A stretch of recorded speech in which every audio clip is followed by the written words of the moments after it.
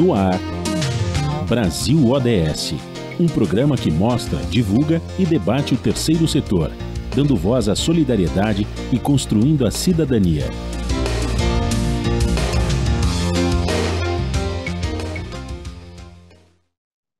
Bom dia, eu sou Joel Scala e começa agora Brasil ODS, um programa do Observatório do Terceiro Setor, com apoio da FAPESP, a Fundação de Amparo à Pesquisa do Estado de São Paulo. Os Objetivos de Desenvolvimento Sustentável, ou ODSs, são parte da Agenda 2030 da ONU, um pacto global por um mundo mais justo e sustentável. O tema do programa de hoje faz parte do ODS 15, Vida Terrestre. Vamos falar sobre preservação ambiental. O ODS 15 diz respeito a proteger os ecossistemas, a biodiversidade e reverter a degradação da terra. No Brasil, os desafios são grandes em todos os seus biomas: Amazônia, Mata Atlântica, Cerrado, Caatinga, Pampa e Pantanal. Participam do programa de hoje Giselda Durigan, pesquisadora com foco nas regiões de Cerrado e Mata Atlântica, especialmente em ecologia de ecossistemas e ecologia aplicada à conservação e restauração ecológica.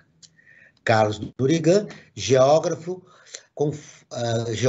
ecólogo e diretor da Associação para a Conservação da Vida Terrestre, onde atua com projetos voltados para a conservação da biodiversidade com ênfase na Amazônia.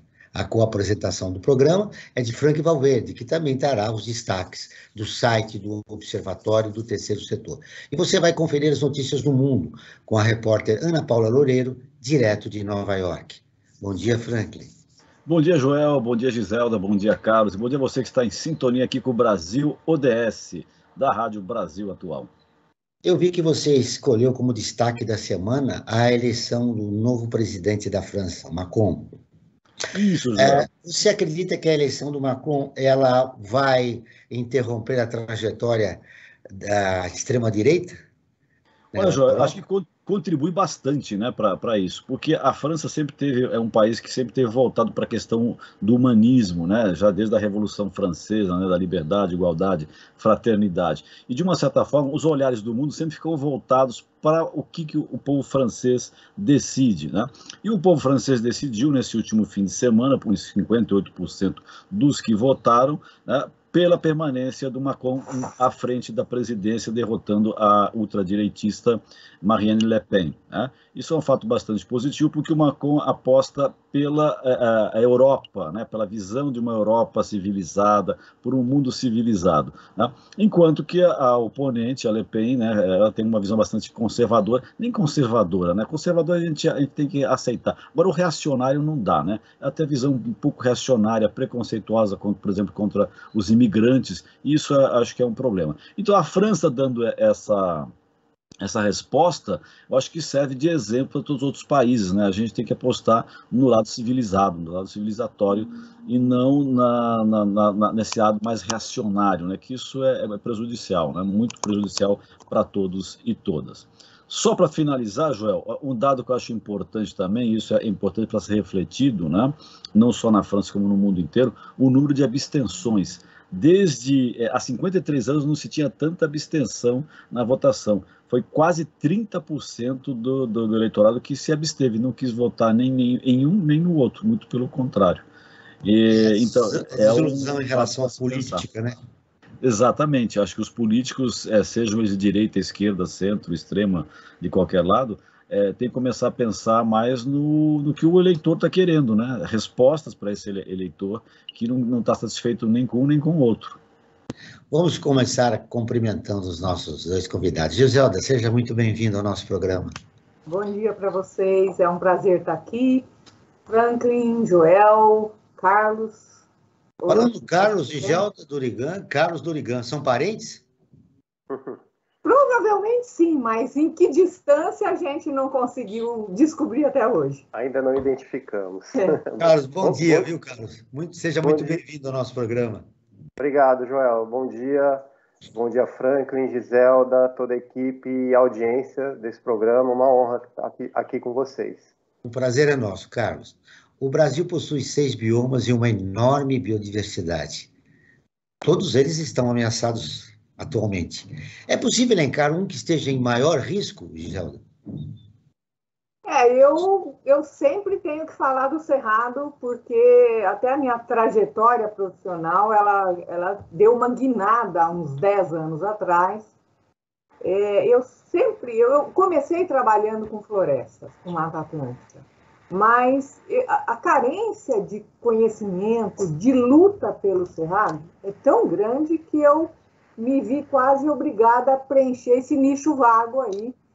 Passei a trabalhar muito com o Cerrado. O problema é assim, a rapidez com que o Cerrado está sendo destruído é nunca vista antes no Brasil. Você concorda, Carlos? O bioma mais ameaçado é o Cerrado? Eu acho que a Giselda está totalmente certa e, claro, né, se a gente considerar que existe, além do grande processo mais recente, né, de expansão de atividades agrícolas extensivas, né, como a cultura da soja. A soja teve uma questão, né, que é a adaptação, né, da soja a solos que são os tipos de solo que encontramos no Cerrado, né, e a clima também, mas essa adaptação possibilitou essa expansão até as fronteiras do Cerrado aqui já na bacia amazônica, né? E isso foi um processo bastante rápido, né? E intenso. Claro que a Mata Atlântica e a Caatinga, por ser um bioma também bastante restrito, é o único bioma desses todos exclusivo do Brasil, são regiões também de grande intensidade de ocupação, né? E de atividades. E a gente tem que ver, né, que o sul-sudeste do Brasil, onde está a Mata Atlântica, onde estão os Pampas e mais ao nordeste a Caatinga, e considerando toda a parte central do Brasil, são as áreas de maior densidade populacional e de maior intensidade de ocupação do solo. Então, são essas regiões realmente, né? E o Cerrado, nós vemos nas últimas 2, 3 décadas aí um processo muito intenso de degradação, né? Falando em Mata Atlântica, uma pesquisa recente da Universidade Federal do ABC mostrou que a Mata Atlântica possui apenas 28% de áreas remanescentes e que 1/3 das áreas regeneradas acabam sendo desmatadas novamente depois de 4 a 8 anos. Qual é a situação da Mata Atlântica, Carlos? Olha, o que nós vemos, assim, e eu percebo, claro, eu estou distante, né? Eu estou aqui em Manaus, na Amazônia, mas, claro, acompanhando e articulando também ações com colegas e parcerias em outras regiões, nós vemos que tem um processo que está muito relacionado a essa intensidade de ocupação, né? E, ao mesmo tempo, a densidade populacional em toda a região e, digamos, sul, sudeste e também parte do nordeste, que acaba afetando, né, obviamente, todo o cenário natural, as paisagens naturais da Mata Atlântica.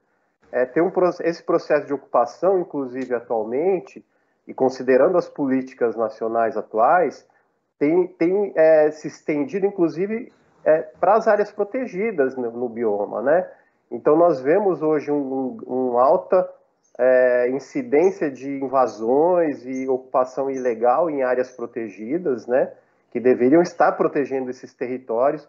Algumas áreas de Mata Atlântica já bastante fragmentadas, né, então até hoje, por exemplo, no caso da fauna, né, grandes espécies de mamíferos, como a anta, a onça-pintada, já estão em declínio acentuado de população em regiões de Mata Atlântica. Tem setores da Mata Atlântica em que já não se registra algumas dessas espécies, né, como essas duas e algumas outras, que já é um sinal de que há uma degradação muito intensa, inclusive considerando os territórios já protegidos.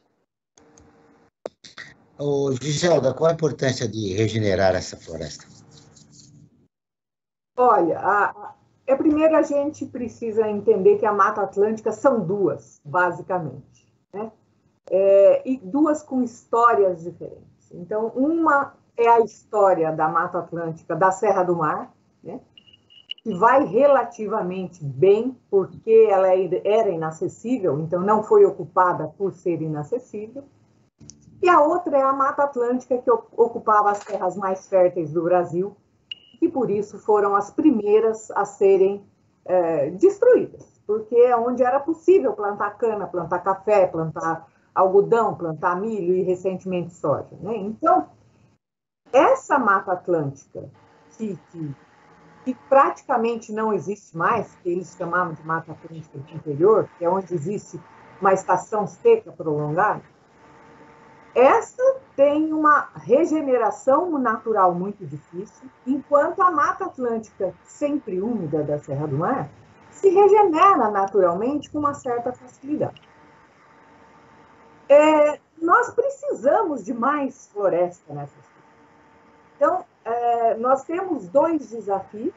O desafio de manter essas florestas que estão se regenerando naturalmente, com certo sucesso, mas que, infelizmente, como você bem colocou, é uma regeneração que não se sustenta. Isso acontece em outros países, a Costa Rica fez um estudo muito semelhante. E essa Mata Atlântica do oeste, digamos assim, de São Paulo, Paraná, parte de Minas Gerais, essa Mata Atlântica foi substituída por culturas intensificadas ao extremo. Então, o potencial de regeneração natural dessas regiões já é muito mais baixo, né? E aí nós dependemos de esforços e recursos gigantescos para replantar essas florestas, para restaurar essas florestas. Então, nós precisamos, sim, nós dependemos delas para a proteção de recursos hídricos, nós dependemos delas para o tal sequestro de carbono e para abrigar a biodiversidade, que bem disse o Carlos. Tem muitos animais que já não existem, muitas plantas que já foram extintas, né? Então, a tentativa agora é de ampliar o hábitat para que essas populações possam se restabelecer e sobreviver. Vamos ouvir agora a Rádio ONU, parceira do Observatório do Terceiro Setor, com uma reportagem.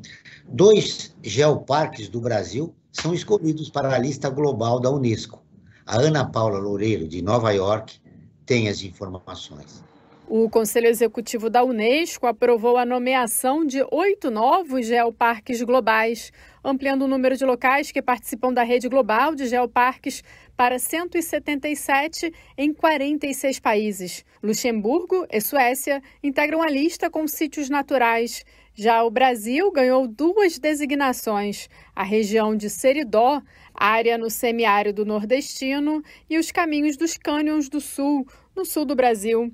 Ficaram de fora a Ásia, África e região árabe devido às restrições causadas pela pandemia. O selo do Geoparque Global da Unesco reconhece os patrimônios geológicos de importância internacional. Com essas 8 novas designações, a rede agora cobre uma superfície mundial de mais de 370 quilômetros quadrados, equivalente ao tamanho da área do Japão. O Geoparque Global Seridó abriga mais de 120 mil habitantes, incluindo comunidades como os quilombolas, que mantêm viva a memória de seus ancestrais escravizados da África para preservar sua cultura por meio de práticas tradicionais, museus e centros culturais. Essa geodiversidade determina em grande parte a biodiversidade única da região, caracterizada especialmente pela caatinga, o único bioma exclusivamente brasileiro, o que significa que grande parte de seu patrimônio biológico não pode ser encontrado em nenhum outro lugar do planeta. Já o Geoparque Global Caminhos dos Cânions do Sul abriga mais de 74 mil habitantes. A região é caracterizada pela Mata Atlântica, um dos ecossistemas mais ricos do planeta em termos de biodiversidade. O local apresenta os cânions mais impressionantes da América do Sul. Da ONU News em Nova York, Ana Paula Loureiro. Continuamos com o Brasil ODS, um programa do Observatório do Terceiro Setor, com apoio da FAPESP, a Fundação de Amparo à Pesquisa do Estado de São Paulo. Hoje falando sobre preservação ambiental, a ODS 15, com os ecólogos Giselda Dorigan e Carlos Dorigan. Frank Valverde, nós temos uma enquete e temos informações para os nossos ouvintes. Verdade, Joel. Nós aqui do ODS, Brasil ODS, nós sempre procuramos fazer uma enquete sobre o tema do programa que está sendo abordado, né? E para o programa de hoje, o que nós perguntamos? Você sabia que só 25% da Mata Atlântica está preservada? E olha só, 54% das pessoas que responderam disseram que sim, que elas estão conscientes de que somente 25% da Mata Atlântica está preservada no Brasil, né? E 46% ainda não disseram que não sabiam que somente 25%, ou seja, o grau de destruição da Mata Atlântica é bastante grande no país. E, claro, o ideal é preservar, né? Mas nós temos também, eu queria lançar uma questão, tanto para a Giselda como para o Carlos, que é a seguinte. Há uns anos atrás, nós tivemos, acho que já bons anos atrás, tivemos uma campanha de preservação da Mata Atlântica, né? É feito por um grande veículo de comunicação aqui de São Paulo, né?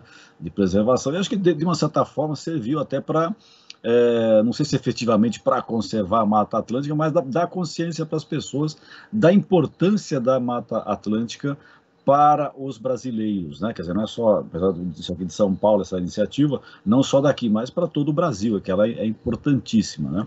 Eu pergunto para vocês, tanto para a Giselda como para o Carlos, o reflorestamento, né? Ele recupera integralmente o que já existia de uma mata original, digamos assim, ou ele simplesmente ameniza uma situação de catástrofe que foi o desmatamento realizado? Tá? É uma questão um pouco técnica, mas vocês acho que podem traduzir isso de uma forma bastante mais palatável, digamos assim, popular para os nossos ouvintes, e para mim mesmo também, que é uma curiosidade que eu tenho. Giselda. Franklin, esse foi minha pergunta que direcionou meu trabalho durante pelo menos 2, 3 décadas. A mim e aos cientistas dessa área em todo o mundo, né? E no início do terceiro milênio, houve uma certa desilusão dos ecólogos que tinham essa esperança de que, com as ações da chamada restauração ecológica, nós reconstruíssemos o que existia. E aí as pesquisas mostraram que não, que é impossível reconstruir aquilo que foi destruído. O clima muda, o solo muda, e a própria dinâmica das espécies que formam essas florestas restauradas é particular de cada local, cada história é uma história. Mas nem por isso houve um abandono dessa esperança, né? Por quê? Porque a expectativa, a meta foi desviada para os serviços ecossistêmicos. E hoje nós sabemos que, do ponto de vista de serviços ecossistêmicos, sim, as florestas restauradas podem cumprir com perfeição, eu diria, com maestria, as nossas expectativas, né? Isso já é fantástico. Então, hoje se restaura essencialmente, acima de tudo, para trazer de volta esses serviços ecossistêmicos, dos quais todos nós dependemos, e para ampliar o hábitat para a biodiversidade, mas sem essa ilusão de que nós vamos reconstruir. Agora, eu quero chamar a atenção para uma constatação muito recente, assim, nossa, que para florestas nós caminhamos muito bem, e assim, ainda que não seja igual, a floresta restaurada fica bem parecida com a floresta que existia. Mas o cerrado e a caatinga e os campos, que as pessoas esquecem que os campos naturais também têm a sua importância, cada um do seu jeito. E nós estamos muito longe de saber como se restaura esses diferentes ecossistemas, esses diferentes biomas. Isso é um gigantesco desafio para os outros, né? Porque as florestas ganham muita atenção. O próprio objetivo 15 lá dos ODS, ele fala muito mais de florestas, ele chama atenção para as florestas.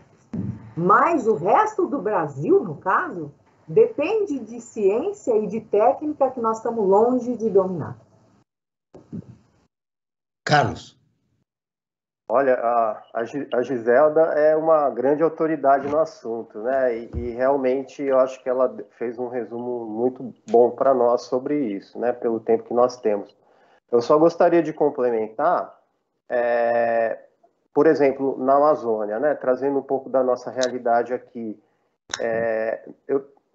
Eu trabalho muitos anos, com uns 30 anos aqui na Bacia do Rio Negro, é uma região onde nós não temos ainda grandes frentes de degradação.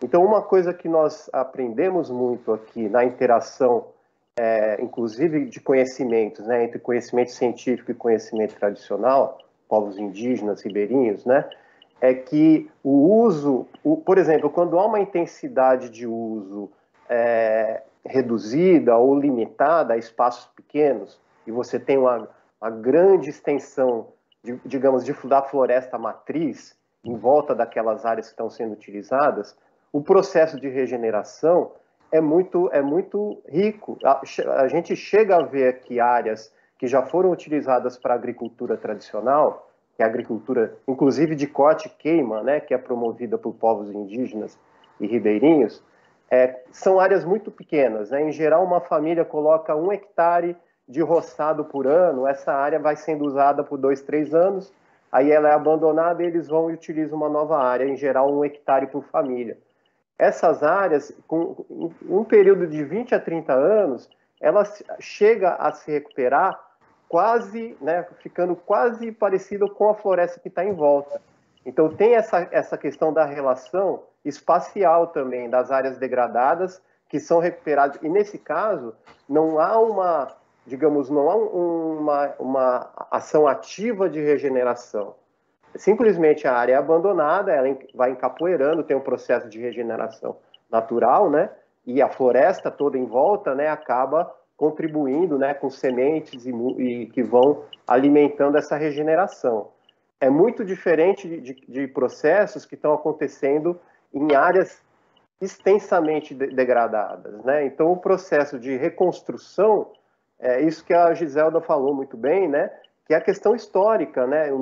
A vegetação natural que a colonização do Brasil encontrou, ela demorou séculos para se formar, né? Ainda mais nessas regiões ou áreas, tem algumas áreas até restritas, né? Como o caso de Campos, nós temos regiões campestres também na Amazônia que mostram essa dinâmica e, assim, muitas vezes uma simples trilha no meio de uma área de campo dessas já é um grande impacto e você não vê por anos e anos a trilha continua ali, não se regenera. Então, mesmo sem nenhuma ação intensiva. Então, eu fico imaginando, né? Quando você tem áreas a regenerar em áreas extensamente degradadas, o desafio é muito maior. Por isso que hoje os esforços, além dessa preocupação de restabelecer serviços ecossistêmicos, tem um processo de trazer as pessoas a se engajarem nesse movimento de restaurar, e restaurar não é só plantar a mudinha, né? Você tem que acompanhar o processo, né? Porque são anos, são décadas, até que uma área se transforme novamente num ambiente florestal. Então, é um processo longo, né? Legal.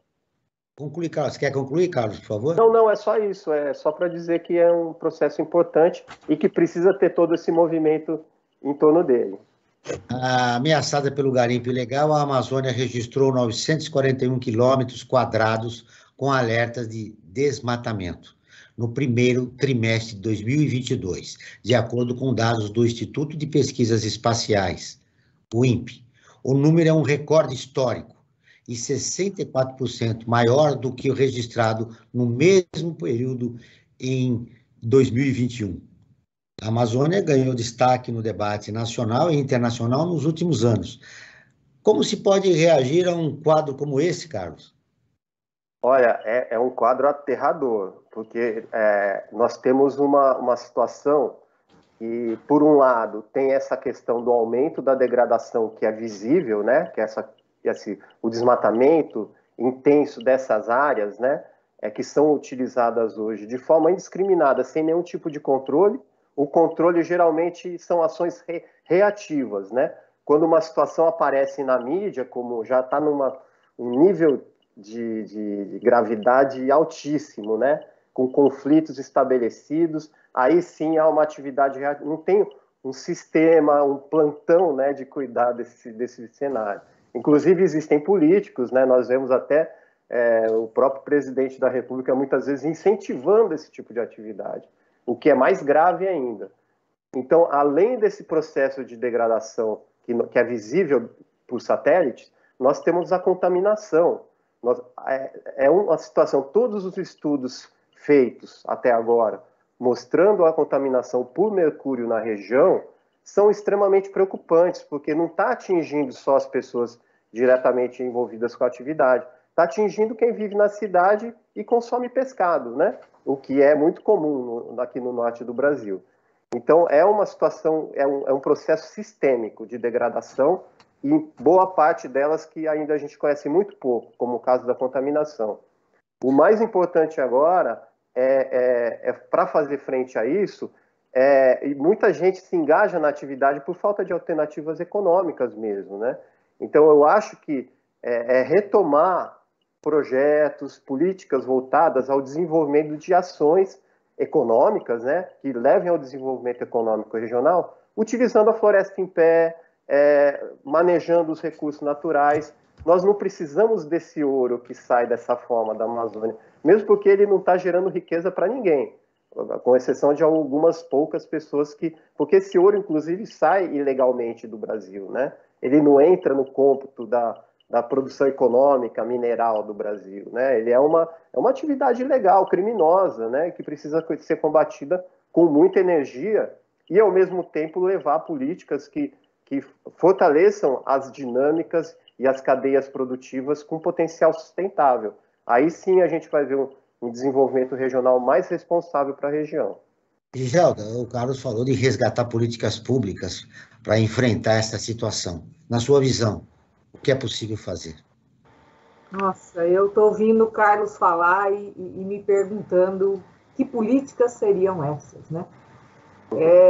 A gente precisa de um governo que tenha consciência de que essas florestas valem muito mais intocadas do que com essas feridas que estão sendo abertas. Eu acho que é difícil para mim apontar a política, mas eu acho que a conscientização é necessária. Vocês têm um papel, a imprensa, a mídia tem um papel importantíssimo nisso, para que as pessoas da região possam se manifestar, entendam o que está acontecendo. Eu acho que existe todo um sistema econômico por trás dessa degradação. Existe um sistema de policiamento, de justiça que está sendo ineficaz e ineficiente. Então, isso precisa de atenção, né? Porque esse é o tipo de ferida que a gente que faz a ecologia da restauração não vai conseguir lidar, né? Porque uma coisa é o desmatamento, como bem disse o Carlos, se fosse só o desmatamento e você abandonasse a área, em 10, 20 anos tinha outra floresta lá. Mas a maioria das pessoas só enxerga a degradação do ponto de vista de desmatamento. Mas erosão de solo, contaminação de solo e de recursos hídricos são quase um caminho sem volta. Então, são feridas difíceis de tratar, e aí fica aquela coisa de que ninguém quer ver, né? Então, você bota lá um curativo e finge que a ferida não existe, mas elas só estão aumentando. Isso me causa um mal-estar gigante, me dá uma sensação de impotência de que a ciência que eu faço não vai resolver esse tipo de problema. Precisamos de outras ações em outras frentes. Sensibilizar as comunidades locais tem sido realizado ao longo do tempo. Eu acho que o grande desafio é colocar a preservação ambiental como um tema nacional, sendo discutido por toda a sociedade brasileira. Continuamos com o Brasil ODS, um programa do Observatório do Terceiro Setor com apoio da FAPESP, a Fundação de Amparo à Pesquisa do Estado de São Paulo. Hoje falando sobre preservação ambiental, a ODS 15, com os ecólogos Giselda Durigan e Carlos Durigan. Frank Valverdes, mais informações? Sim, Joel. Eu tenho aqui uma informação importante que é sobre o nosso site, né, o site do Observatório do Terceiro Setor, né? Primeiro eu convido a todos e a todas a visitarem, né, observatório3setor.org.br, né, o 3 em numeral, E lá vai encontrar uma série de matérias importantes, muitas delas, ou a maioria delas, relacionadas a questões sobre a cidadania. Tá? Entre essas matérias que estão sendo bastante lidas, nós temos uma que fala sobre o Bolsonaro, que sancionou um rol taxativo e com isso ele prejudicou brasileiros com planos de saúde. Temos também uma outra matéria, que essa matéria já de um lado bastante positivo, que é a primeira rede de televisão das favelas ganhou um estúdio lá em Paraisópolis. E a matéria que eu quero dar um destaque especial para o dia de hoje tem muito a ver, que já foi tratado aqui de uma certa forma, e então eu faço um link para que as pessoas aprofundem, né, essa matéria, né, com relação aos garimpeiros. Né? Garimpeiros abusam de crianças e recrutam indígenas em terra Yanomami. Tá? É um absurdo essa situação, ela precisa ser denunciada e precisa ser cobrada das autoridades, ações com o que está acontecendo lá nas terras dos Yanomami. Cerca de 20 mil invasores, tá? Infiltraram nas terras indígenas e lá geraram devastação ambiental, levaram álcool, né, para os indígenas, levaram armas de fogo e abusam sexualmente das crianças, né? Ou seja, um total cena de guerra, pode-se dizer. Né? Isso causa, inclusive, se a gente for, não é exagero não, mas isso, de uma certa forma, é uma espécie de genocídio, porque isso vai destruir esse povo Yanomami. Por quê? Porque acaba com as suas culturas, acaba até fisicamente com eles, né? E isso vai destruir esse povo. Então, essa é uma situação que é uma matéria que foi escrita pela Maria Fernanda Garcia, você encontra no site do Observatório do Terceiro Setor, e acho que é importante isso ser dito e ser denunciado para todos e todas e cobrar das autoridades uma ação mais contundente com respeito à ação desses garimpeiros nas terras indígenas. E, Joel, eu queria aproveitar que você me chamou, tem uma questão que eu acho importante ser colocada aqui por dois ecólogos da qualidade da Giselda e do Carlos. Ultimamente, a gente tem ouvido muito falar, Joel, dos rios aéreos. Né? Quando a gente estudou, por exemplo, né, lá para trás, a gente não ouvia falar em rio aéreo, né? Falou, rio aéreo, não, o rio é terrestre, tem rio subterrâneo, não, mas existe rio aéreo, né? E hoje em dia está sendo despertado, ou de rio voadores também, né? Uma outra forma. Isso está sendo, digamos, despertado das pessoas começarem a pensar sobre isso, né? Porque aqui em São Paulo e no Rio de Janeiro, assim, nos grandes centros aqui do Sul e Sudeste, a gente depende desses rios aéreos que vêm lá da Amazônia, né? Então, eu queria que eles falassem um pouquinho sobre isso para entender, para explicar para as pessoas até essa importância desse equilíbrio que deve se ter, né, ecológico entre a região norte, né, e as outras regiões do país. Porque a coisa não acontece lá na Amazônia, nós aqui em São Paulo não pensamos que nós vamos ser atingidos. Nós somos atingidos, sim. Né? Então, eu gostaria que fosse retomado isso, até para conscientizar as pessoas da necessidade da população se colocar e cobrar atitudes mais incisivas na preservação ambiental. Como eu falei em Amazônia, acho que o Carlos, né, que está em Manaus, né, ele pode começar a responder essa questão e depois a Giselda complementa aqui na importância para o Sudeste. Carlos. Olha, Franklin, esse é um ponto crucial, né? Desde os anos 70, o professor Enéas Salati, inclusive atuando aqui na Amazônia, ele já havia medido e levantado e divulgado a importância da floresta na geração de chuvas, né, na geração de umidade no ar, que né, por consequência, acaba levando à formação de nuvens e aí chuvas. Né? Nós temos uma questão relacionada a isso, que é a circulação atmosférica, né, que existem um ciclo, né, de atmosférico que envolve passagens de ar úmida proveniente do Atlântico, né, que passam sobre a Amazônia e depois seguem rumo ao sul. Né, sul, sudeste, centro-oeste e da parte central da América do Sul. Então, toda essa dinâmica, né, vai levando chuvas ao longo da própria Amazônia e esse processo de evapotranspiração e a floresta contribuindo com umidade também e levando, abastecendo essa umidade no ar e aí que essa circulação para a parte central e sul da Amazônia, da América do Sul acaba sendo contemplada por essa umidade, né? Então, existem estudos mais recentes, né? Por exemplo, o professor Carlos Nobre, Antônio Nobre, tem divulgado muitas pesquisas em relação a isso, claro, outras pesquisadores e pesquisadoras que atuam na região, nessa parte climática, mostrando que já existe um processo de redução dessa contribuição. A Amazônia já perdeu mais de 20% do seu território de cobertura florestal, e isso já está trazendo consequências, claro, considerando também a influência da mudança climática global. Então, nós temos um desbalanço considerável já, mesmo considerando o atual nível de desmatamento.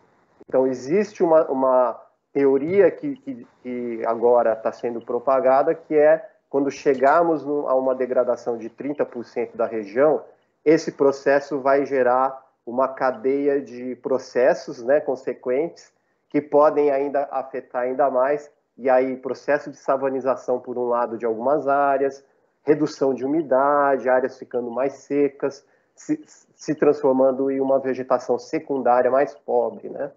E isso, claro, afetando todo o clima de toda a região da América do Sul, né, do Central.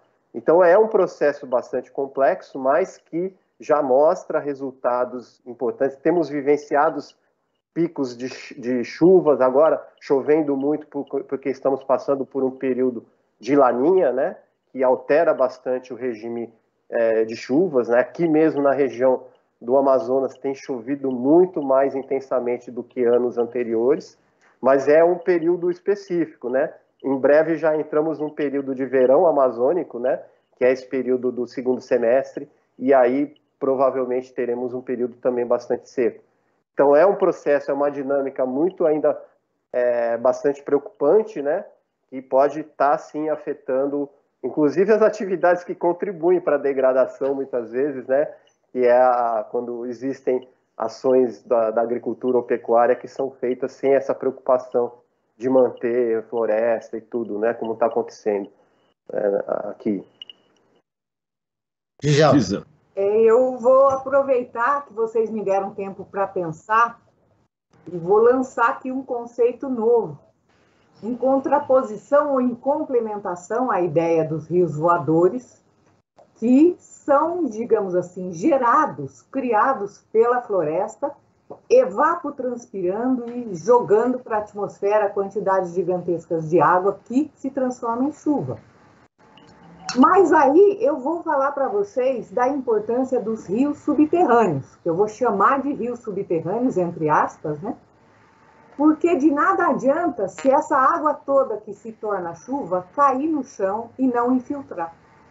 Então aí vem a importância gigante do cerrado, que tem um solo preparado para receber essa água e com pouca vegetação, pouca biomassa para tirar a água do solo. Então, a água da chuva que cai no cerrado, ela infiltra e vai abastecer as nascentes de 8 das 12 regiões hidrográficas brasileiras.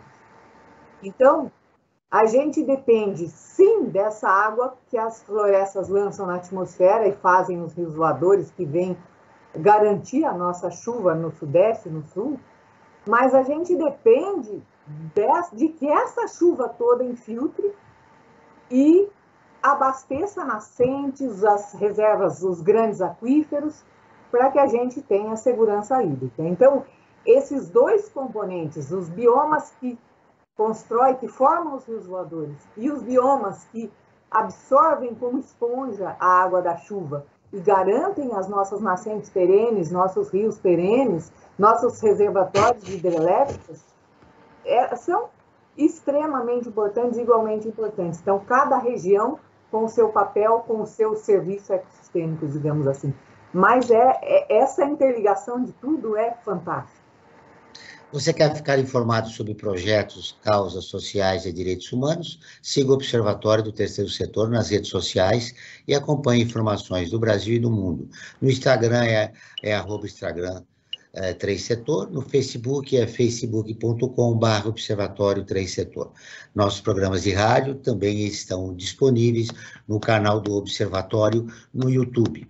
Lá também você encontra entrevistas e quadros de Como Você Sabia e Você Conhece, que mostram aspectos ignorados da história e refletem sobre a sociedade brasileira. Basta buscar por Observatório 3 em numeral Setor. repetindo o Observatório 3 em numeral, setor.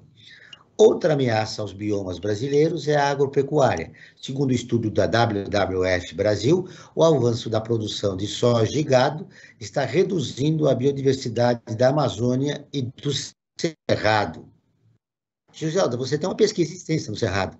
Um dos achados é que muitas espécies do bioma não se regeneram naturalmente, depois que são desmatadas. É isso mesmo? Isso mesmo. Reconstruir o Cerrado, especialmente depois da ocupação agrícola. Quando é pastagem é fácil a regeneração, porque o Cerrado, na verdade, não morre, né? Quem tem pastagem no Cerrado sabe como é difícil se livrar das árvores, dos arbustos que insistem em brotar.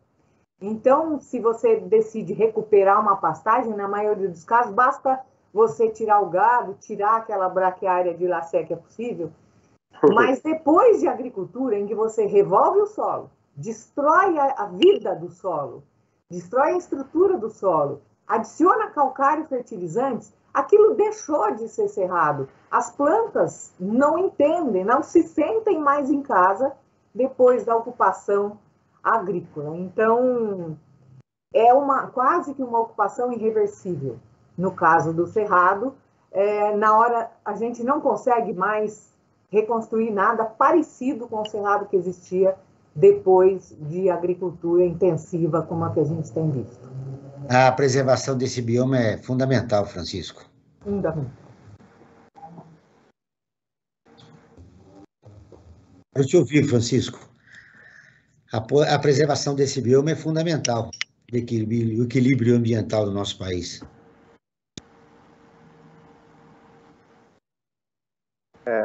Oi. Oi. Sim, desculpa, Joel.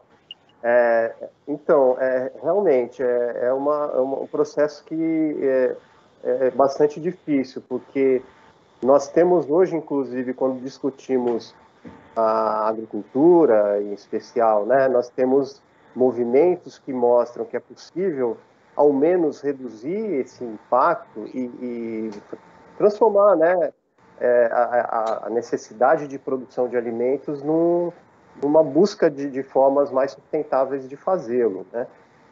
Hoje já existem movimentos que têm tido um relativo sucesso, mas ainda é um desafio muito grande, né? Eu gostaria de acrescentar um ponto, que é a questão do uso muito intensivo e crescente de agrotóxicos, né?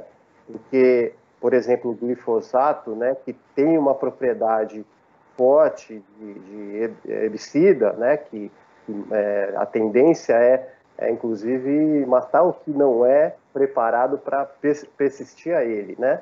Então é preciso hoje, inclusive, culturas transgênicas para resistir ao glifosato, porque qualquer planta morre, né, nesse processo de combate, né, digamos assim, a vida, né, porque o uso de agrotóxicos é um combate a formas de vida, né? Então, existe uma forma irresponsável de utilização desses produtos que acaba também contribuindo nesse processo de transformar qualquer ideia de regeneração de algumas regiões um desafio muito difícil, né? A preservação ambiental é fundamental para o combate às mudanças climáticas. E o Brasil, nos últimos anos, principalmente nos últimos 4 anos, tem sido muito criticado no cenário internacional por sua política ambiental. Em novembro de 2021, revelou-se que o governo federal cortou 93% do orçamento para pesquisas sobre mudanças climáticas. No último dia 20, o relator da ONU, Marcos Orellana, disse que a degradação ambiental no Brasil é extremamente grave. Giselda, como conscientizar a população, a sociedade civil, sobre a importância desse tema, da preservação ambiental? Vocês estão aí fazendo um papel extremamente importante, porque compartilhar conhecimento, a gente só valoriza aquilo que a gente conhece. E a gente depende da imprensa, da mídia, para traduzir o conhecimento científico, né? Para que todo cidadão se aproprie desse conhecimento de alguma maneira e se torne aliado nessa luta. Então, o setor produtivo mudou muito de mentalidade nas últimas décadas. até forçado pela certificação dos produtos, né? Pelas redes internacionais, pelo consumidor que não quer mais consumir um produto que vem da degradação ambiental. Então, esse caminho é um caminho muito poderoso, né? É o caminho dos mecanismos de regulação que não são simples conscientização. Mas a conscientização é fundamental porque ela é horizontal, né? Ela deve pegar a sociedade como um todo. E não tem outro caminho. A gente falar, repetir e tentar aprender cada vez mais, tentar simplificar esse conhecimento, porque as pessoas só percebem as consequências da degradação quando sentem na pele, quando já abre a torneira para tomar banho e não tem água, quando passa 3 dias de racionamento e não tem nem como cozinhar. É nessa hora, mas não é todo mundo que entende a conexão entre isso que está acontecendo dentro de casa e o que está acontecendo no Cerrado ou na Amazônia. Essa conexão precisa ser feita. Franca, a Giselda, durante o programa, citou 2 vezes a importância dos veículos de comunicação na divulgação sobre a preservação ambiental. Você acredita que os veículos de comunicação, a chamada grande imprensa, está dando uma cobertura que é necessária para esse tema tão importante? Acho que eles estão meio tímidos ainda, Joel. Acho que precisaria aumentar um pouco mais a cobertura, e a cobertura não simplesmente, às vezes, noticiando, destruiu a Amazônia, aumentou, não, mas mostrando claramente isso que tanto o Carlos como a Giselda colocaram aqui, o que isso impacta na vida de todo brasileiro, né? Acho que nesse papel os meios de comunicação têm uma obrigação de esclarecer e conscientizar a população e todos os cidadãos e cidadãs, né? A imprensa não tem só a obrigação de informar, ela também tem que prestar serviço, e isso é uma prestação de serviços fundamental, mostrar no que os acontecimentos, o que é administrado no país vai impactar no seu dia a dia, como a própria Giselda colocou, né? Você está sem água na sua casa, mas onde é que está o motivo da falta de água, né? Está lá longe, né? Ou seja, o que está sendo feito a quilômetros e quilômetros de distância, milhares de quilômetros de distância, impacta no seu dia a dia nas grandes cidades, né, Joel? Estamos começando o último bloco do nosso programa, Brasil ODS, com o apoio da FAPESP, a Fundação de Amparo à Pesquisa, hoje entrevistando 2 importantes estudiosos sobre o tema, a Giselda Dorigan e o Carlos Dorigan. Carlos, a respeito da pergunta que eu fiz à Giselda, eu queria um registro rápido seu de como deve ser feita essa conscientização e o papel da mídia nesse processo. Olha, nós estamos passando por um momento de obscurantismo, onde nós temos políticos engajados em pregar o negacionismo e negar a ciência. Então, assim, nós precisamos reverter esse quadro. Eu acho que a mídia em geral precisa, né, e eu acho que já muita gente como vocês tem cumprido esse papel. Eu acho que precisa intensificar esse trabalho de mobilizar a sociedade contra essa onda obscurantismo em que a gente vive, porque é isso que está levando as ações que estão degradando a sociedade, degradando a nossa natureza, o nosso patrimônio natural e degradando, né, a nossa humanidade, né? É uma coisa absurda o que a gente passa atualmente. E eu vejo que é isso que move muitas políticas públicas no Brasil hoje. Na área ambiental, nós tivemos retrocesso atrás de retrocesso e, inclusive, crimes sendo cometidos, por um lado, ou incentivados por outro. Então, é uma política que quer levar o Brasil, a agenda nacional, a um caos para talvez criar algo novo em cima disso, mas fico pensando, o que pode ser construído em cima de destruição, né? Então eu vejo que muita preocupação o momento que a gente vive e que a gente precisa cada vez mais nos unirmos, né, para levar a informação positiva, e no caso das ações voltadas ao desenvolvimento humano e também a questão ambiental, nos basearmos sempre no que a ciência nos traz, e aí promovemos as ações baseadas nisso, e não o contrário. Frank Valverde, o observatório tem Observatório em Movimento, que é essa preocupação de refletir os principais temas, né, do nosso país e como eles vão estar no pós-pandemia. É verdade, essa é uma iniciativa que nós começamos no início da pandemia, de ouvir uma série de especialistas das mais variadas áreas do conhecimento, que dão informações, dicas de como melhor viver na época da pandemia. Agora, quando já começa, né, meio que lentamente ainda, infelizmente, né, podia ser um pouco mais célere, o pós-pandemia. Né?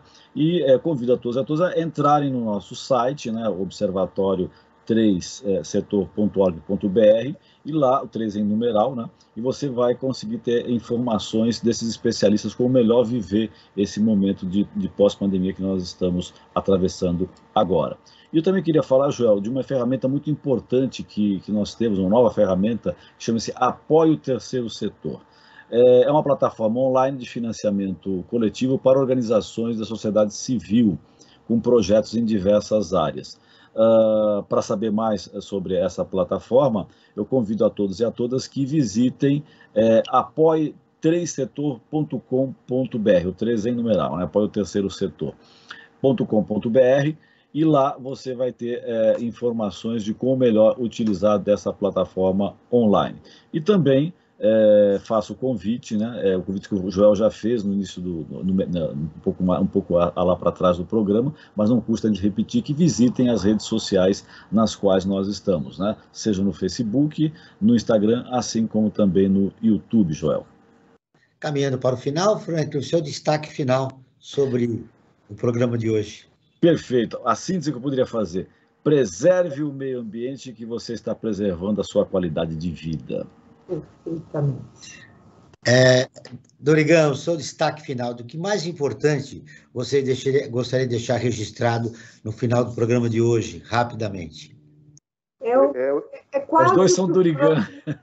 Quase que o Franklin já disse, porque todos esses anos de pesquisa em como restaurar ecossistemas só me fizeram ter convicção de que a luta pela preservação do que ainda existe precisa ser muito mais dura, muito mais ferrenha do que a gente realizou até aqui. Então, salvar o que ainda existe é disparado mais valioso do que tentar restaurar, ainda que restaurar seja muito necessário. Então, essa é uma mensagem. Eu acho que nós temos uma luta gigante pela frente, de conscientização da sociedade, dos governantes, do judiciário.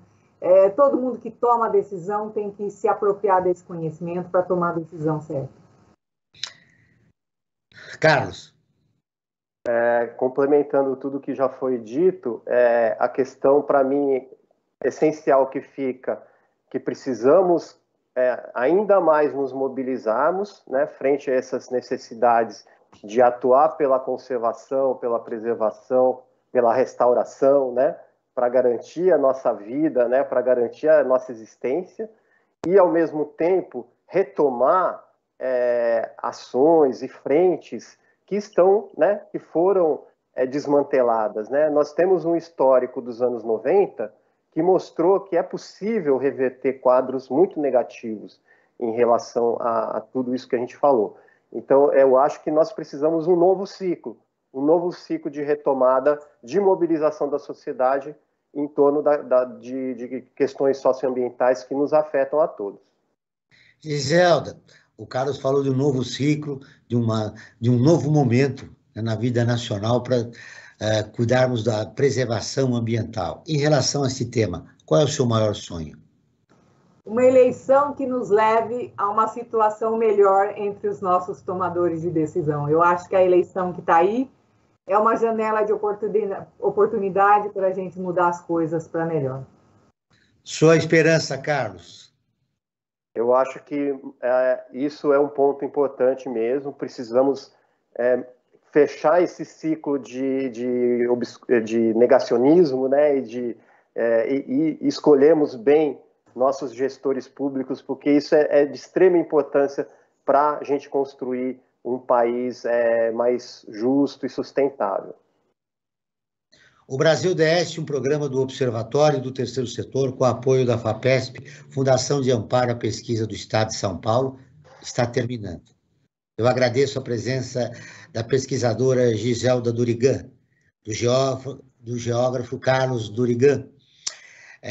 Esse programa foi produzido pela equipe do Observatório do Terceiro Setor. Na próxima terça-feira, às 9 horas, acompanhe o nosso programa Perspectiva, sempre com assuntos importantes da atualidade.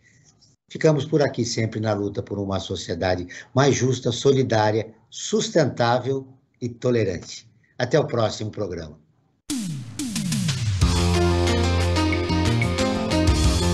Você acabou de ouvir Brasil ODS, um programa do Observatório do Terceiro Setor.